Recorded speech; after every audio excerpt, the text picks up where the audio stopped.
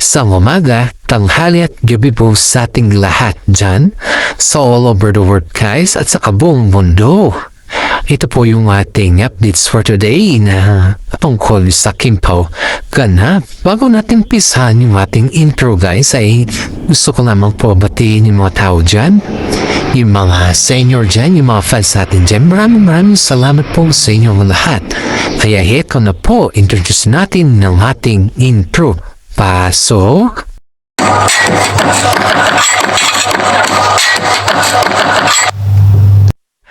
Okay, alright. Update na tayo sa Kimpaw ganap for today, guys. Heto na naman tayo, guys. May tatlo tayong topic for today. Kung saan po ay Kim Chu. Kasama niya na ang kanyang kaibigan na pumunta sa mall. Parang topic natin for today, Paolo Avellino.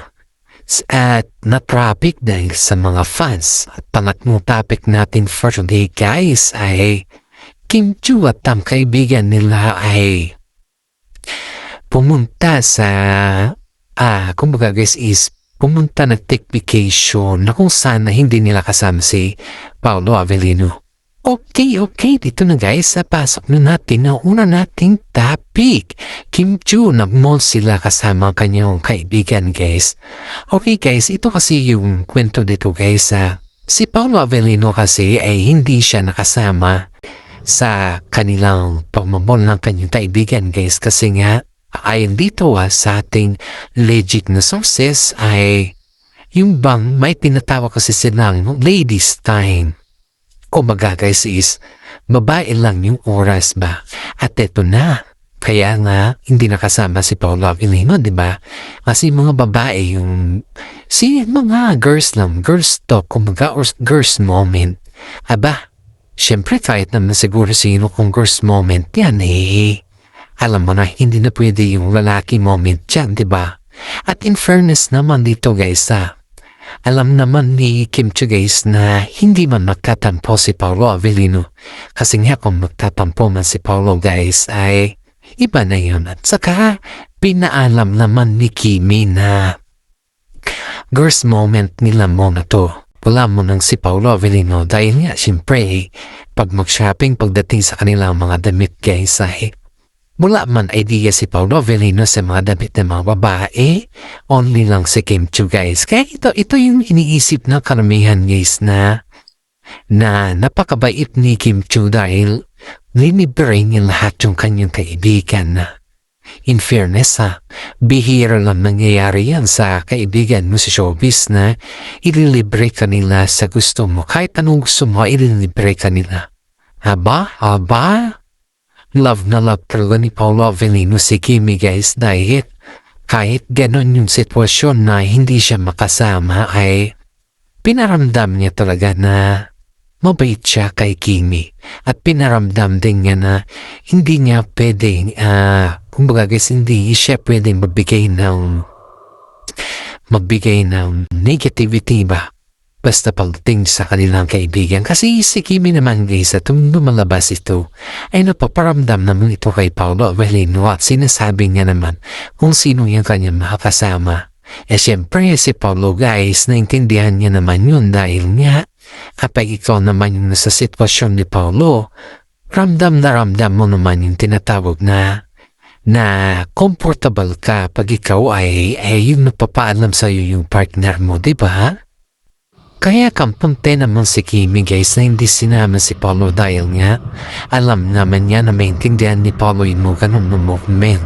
At in fairness naman dito guys ay ramdam naman ni Kimi ang pagmamahal ni Paolo kasi nga naintindihan niya naman ang bawat sentimento ni Kimi. Aba, napakasarap sa pakiramdam guys na yung partner mo ay naiintindihan ka. Kaya yung mga kasama ni Kimi guys ay hindi na nila kinulit si Paolo kasi nga napapasalamat niya sila kay Paolo kasi kahit ganon guys ay binigay niya pa rin oras ni Kimi para sa kanila. Hindi man ako magagising, wala mong nasanong tinapay si Paolo sa kanila. Kaya nga itong si Paolo guys naramdaman niya yung totoo naramdaman niya kasi comfortable siya sa mga kasama ni Kimi guys at alam niya Napakabait din yung mga kasama niya, lalo at kaibigan din nila ni Kimi yun, guys. Eto isa, papasok tayo sa pangalawang topic na kung saan ay nagbakasyon sila Kimi kasama ang kanyang mga kaibigan. At ito na naman, hindi na naman kasama si Paolo Avellino dito. Of course guys, hindi na kasama si Paolo Avellino dito guys kasi pumunta siya sa Baguio. Yung reason kasi kung bakit pumunta siya sa Baguio ay binisita yung kanyang lola sa mother's side. Ayun nga dito sa ating legit na sources ay matagal na kasi hindi nakakauwi si Paolo Avellino dun sa Baguio at namimiss na rin nila sila Kim Chiu at saka si Paolo. Pero at the time kasi guys ay yung bang nagkaroon ng oras si Paolo at saka si Kim Chiu ay bigla naman nagka-outing si Kim Chiu kasama ang kanyang mga kaibigan na girls outing again. Kasi nga, siyempre, alam mo na, bihira lang naman nilang ginagawa yung girls outing eh. At saka ramdam na ramdam mo naman yung kaibahan pag yung girls outing na ang sinasabi, di ba?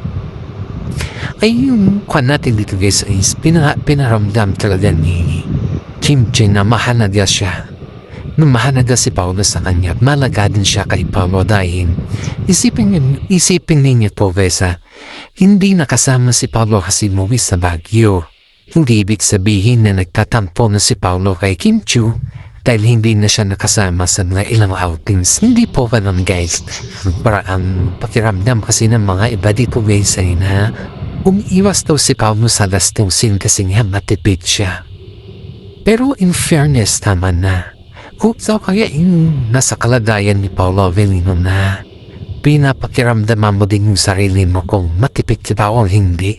Kasi nga isipin mo ito yung ikaw yung nasa position at saka biglang may outing. Tapos si Paolo naman hindi naman siya boring kasi movie naman siya dun sa kanila, dun sa origin nila. Kasama din niya o kabanding din niya yung kanyang mga ancestors ba, yung mga pamilya. Pinaramdam kasi nila dito sa isa't isa guys na may mga time din na kailangan din nila mag-get together sa mga pamilya nila na sila na mag-get together sa mga kaibigan nila na si Kim Chiu na hindi kasali si Paolo kasi it's been normal guys. It's been normal yan na nangyayari talaga yan dito sa showbiz at hindi lamang yan sa showbiz guys kundi pati rin tayo nangyayari yung mga ganyan dito.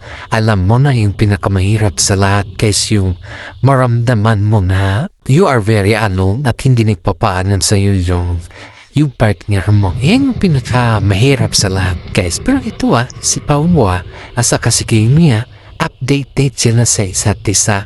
Hindi kagaya ng mga ibang partner base na nag-update lang sila kung lasing sila or kung gusto nila kasi normally guys sila lang ang nag-update pag gusto ng nila Pero ito guys sila is every time nag-update sila kung ano nang ginagawa parang kumbaga is connected sila sa isa't isa. Yun yung ramdam na ramdam mo.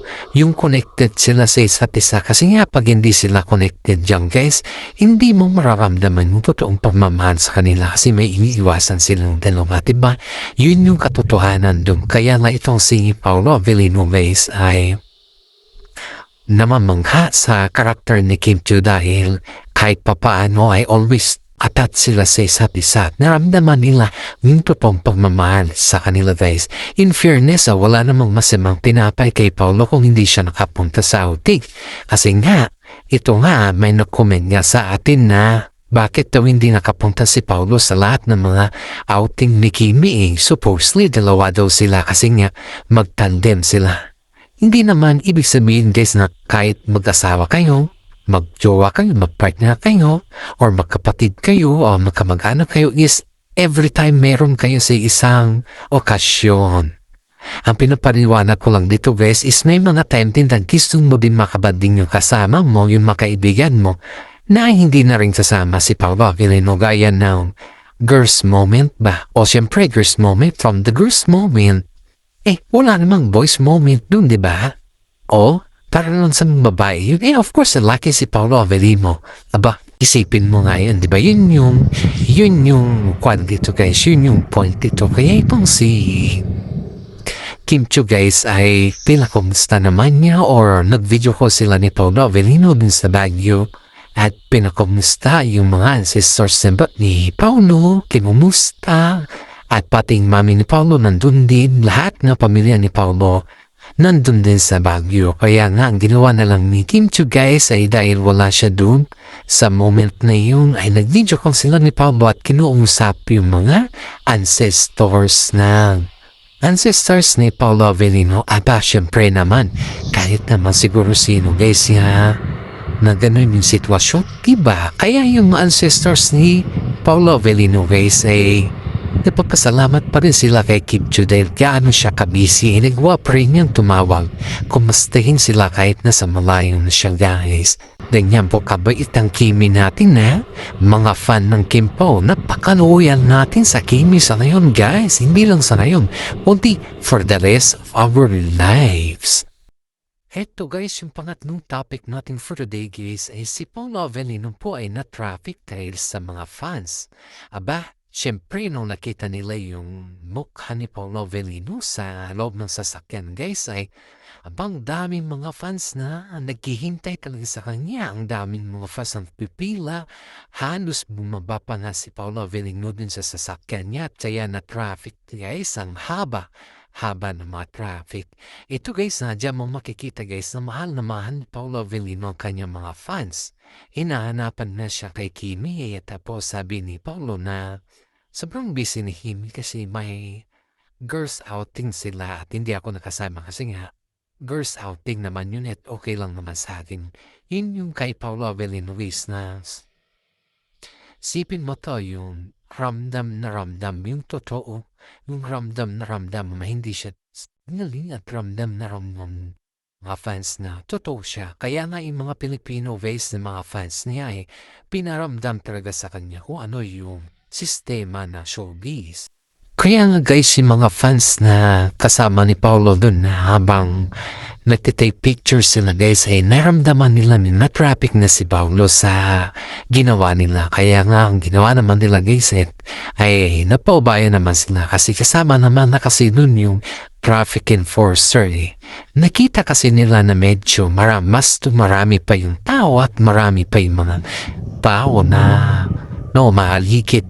Siguro pag hindi pa kinontrol ng traffic enforcer sila guys ay mukhang fiesta na sa daan at hindi na makalabas yung mga sasakyan. Haba, pasalamat tayo sa traffic enforcer guys dahil inagay niya naman sa magandang way yung mga fans at hindi naman niya binastos guys kasi nga may mga flows kasi guys na lumalabas sa reels or sa mga platform na binastos daw ng traffic enforcer yung fans ng Kim Pao kahit hindi naman.